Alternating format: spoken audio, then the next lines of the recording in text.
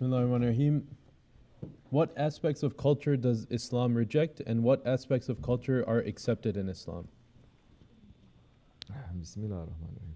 This is a very good, a very big, huge question. And it's a question that I've been asking myself all these years. Interesting question. Let me try to remember asking our Shaykh for himmat to be able to answer this. Bismillah ar-Rahman ar-Rahim.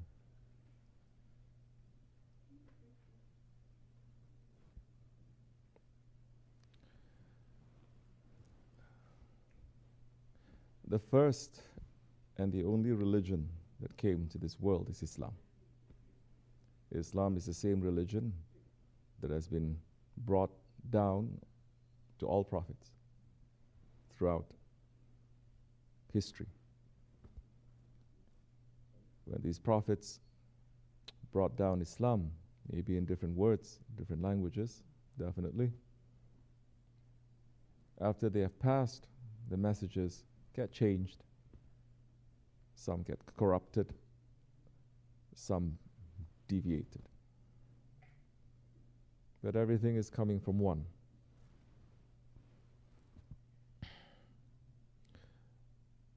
Which means that you will find traces of Haqq, traces of Islam in every belief.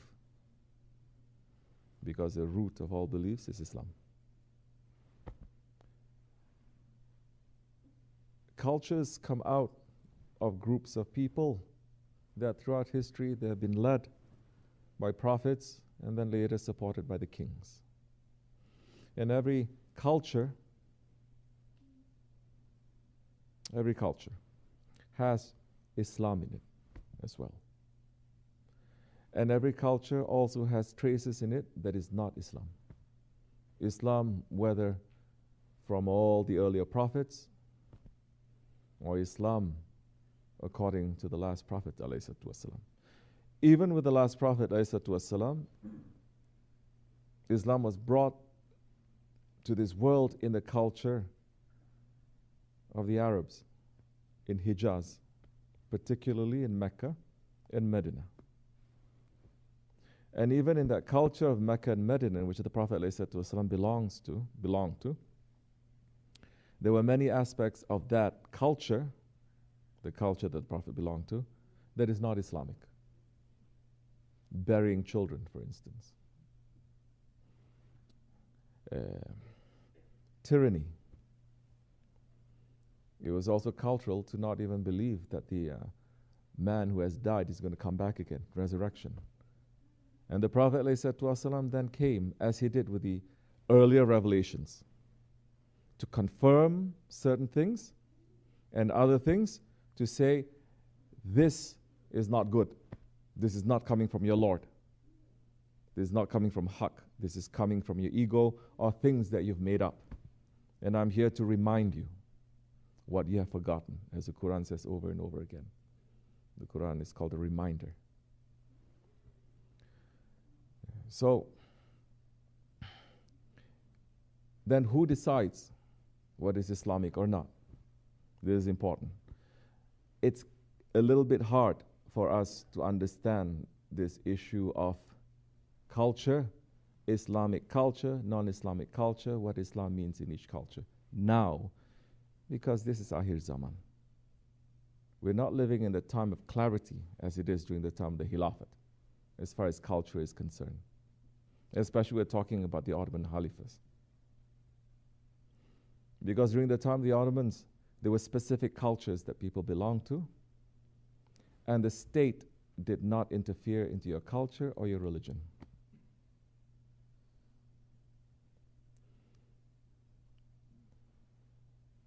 Give or take 100, 200 years before the Khilafat fell, in this age of European exploration and colonization,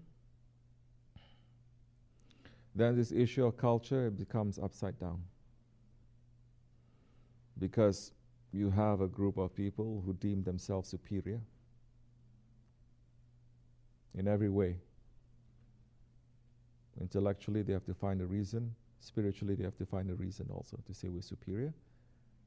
That they can go to another group of people and say, either accept, or if you don't accept, we'll kill all of you, and everything you own, everything you have, we'll take. This is one extreme, as the Spanish did. Another sort of sneaky way the British did. Everyone has their own style, but this is the age where big game was going on. They were busy dividing up the whole world between themselves. Even before war was declared, they were already fighting. Okay, I'm going to take this, you take this, you take this. The entire map of the Middle East is drawn by people, actually not people, two people, with a pencil and a ruler, dividing up the whole area that the Ottomans have ruled for centuries with peace. There's two people drawing up that. And as Sultan Abdul Hamid Khan says, once you remove the Khalifa, once you start making Palestine, Qudus, you start to take away the rights of the Muslims there, bloodshed will continue until Qiyamah. And it's happening. Bloodshed there, entire Middle East, confusion in the entire world. So,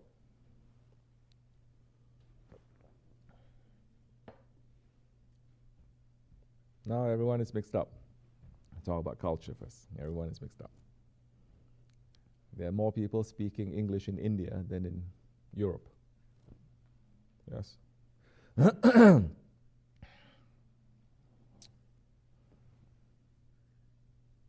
People don't know where I belong to, east or west, north or south.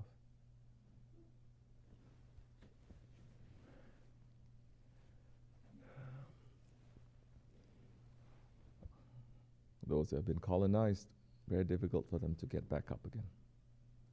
Even when they do, the spirit is broken. Muslims who did not want Khalifa and authority, quickly they were colonized.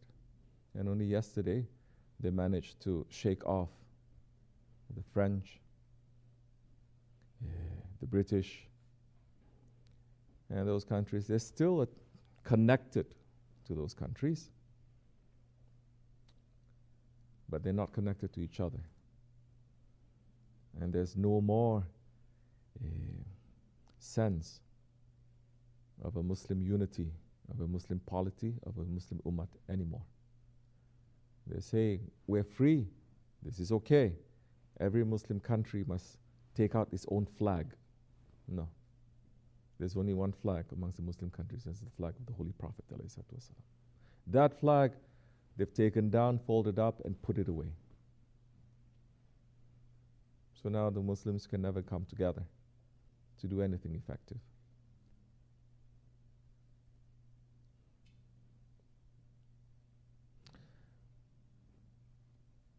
When the Ottomans, coming to your question, was spreading Islam and Tasawwuf, now they are understanding that it was Sultan Mehmed Fatih who brought Islam and Tasawwuf all the way to Indonesia.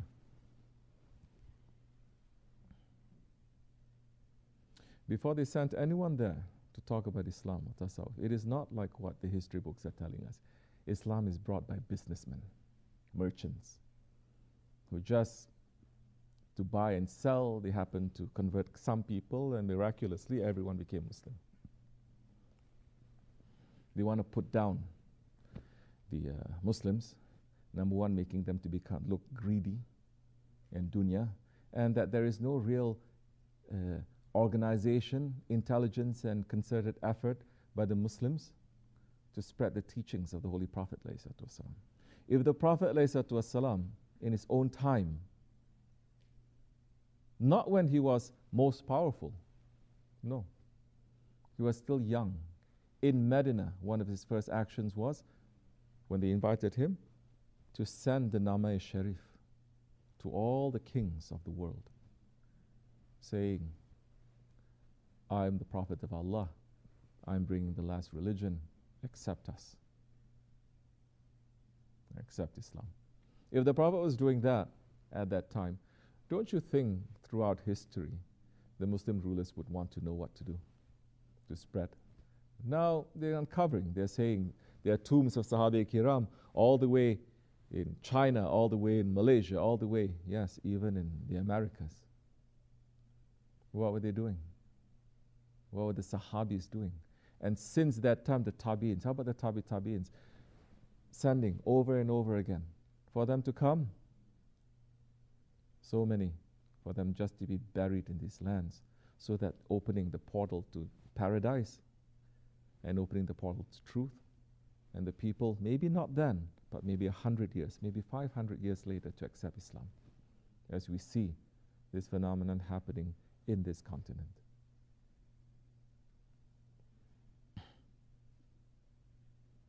So during the time of the Ottomans, when they were sending mubaligh, those who are spreading the religion, let's say to Indonesia, or to Africa, or different parts of the world, it is the Ottoman state policy that the one who is going there must know the language, must know the history, must know the literature, must know the culture of the people, must be an expert in these fields, on top of being a hafiz, on top of being someone who is most knowledgeable in Islam and fiqh and everything, and knowing Islamic history as well, so that when they go there, they understand what the whole context is. It is not imposing. So which means, in a particular culture, what is Islamic or not, it is not for people to decide by themselves. It is not for people in power to decide by themselves. Definitely not for social media to decide by themselves.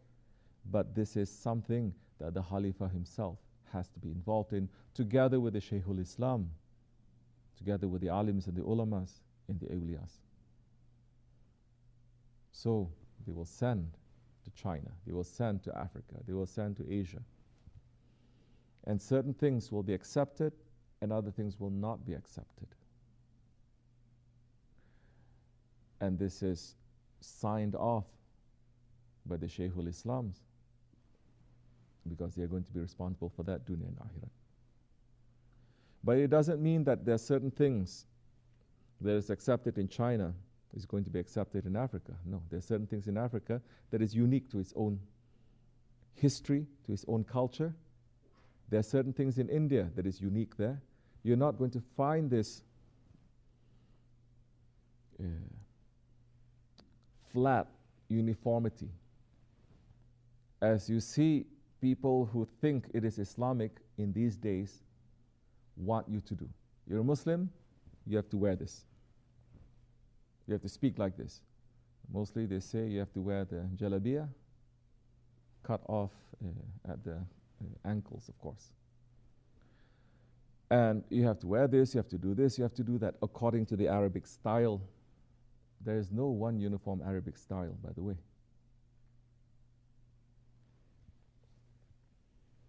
So, the scholars, for example, that have been sent to China, and the saints that have been sent to China or to Indonesia, they will say there are certain aspects now of that culture that is Islamic, as we said earlier.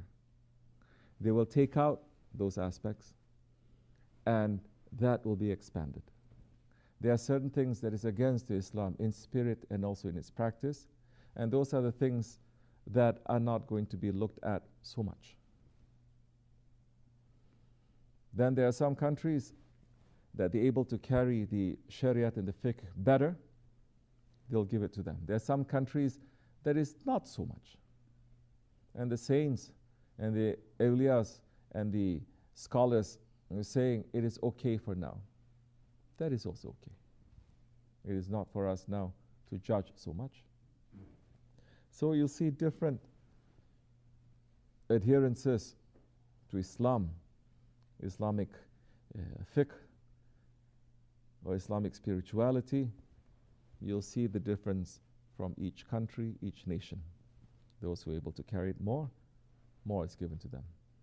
Those that are not, is not.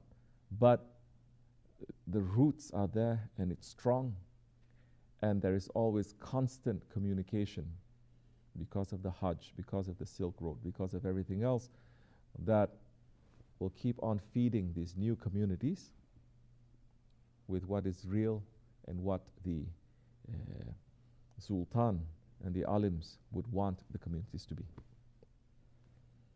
So,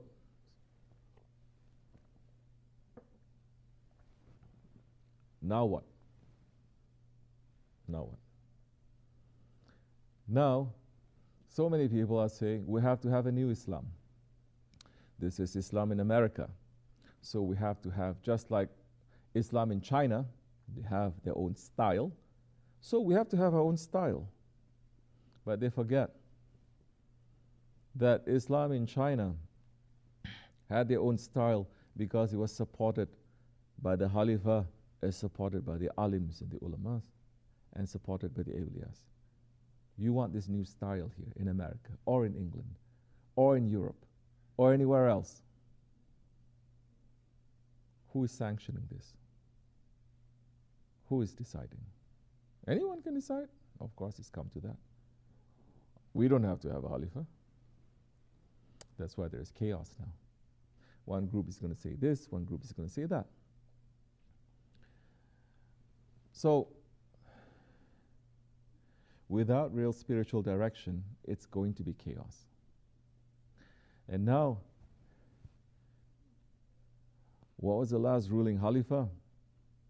The house of Osman, whatever they've left, so many things, it is enough for the whole nation now to hold on to until Judgment Day. And this is the best expression of how Islam, in its laws, in Islam, in its spirituality, should be practiced, and we're holding on to that. The Khilafat is veiled, where it doesn't mean that it's disappeared. It just went underground. Veiled means it's behind the veil. It is still there. So many rejecting Khalifa. So many rejecting the way of Sultan al-Awliya. Are you understanding how serious it is? As the Prophet ﷺ says, the one who dies without giving bayat to a Khalifa, he dies the death of a Jahiliyyah. We are holding on to our Shaykhs, inshallah, and holding on to the Sultans. May Allah keep us under the feet of the awliya Allah, for us to follow them, for us to listen and understand what is for us in these confusing times, what is the important things that we should be carrying that will help our faith in these times, and not to rely on our head or intelligence or the internet or anything else. Inshallah, with the intercession of the Holy Prophet ﷺ, Al-Fatiha. Amen. Assalamu alaikum. Tamam. This much is enough. Wa min Allahu tawfiq. Al-Fatiha.